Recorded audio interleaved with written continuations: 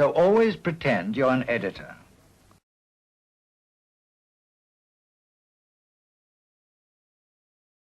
But one thing that has stayed with me, which is what I found that night, was that satire can change minds.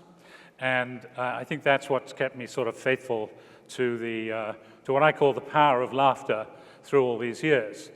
And it's worth saying that an old friend of mine called George Carlin, who you probably know, I helped him, I knew him for many years, and I helped him write his memoir.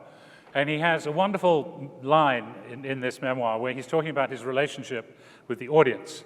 And he says, when you've got people laughing out of control, especially about something serious, which is what George tended to deal with, there's a moment then when they are so open and so friendly towards you that you can actually plant a new idea in their brains. And that's something you can do only with laughter. You can't do it by preaching at them, you can't do it by arguing with them, and you can't do it by bombarding them with commercial messages, but you can do it with laughter.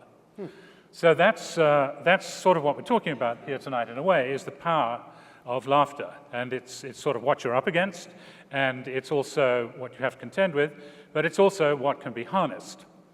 And just as a footnote, let me say that what you are up against is that, let me just get the statistic here. What you're up against is that 91.726% of all male users of the internet think they're funny as shit. What you have going for you is that they're not. So always pretend you're an editor.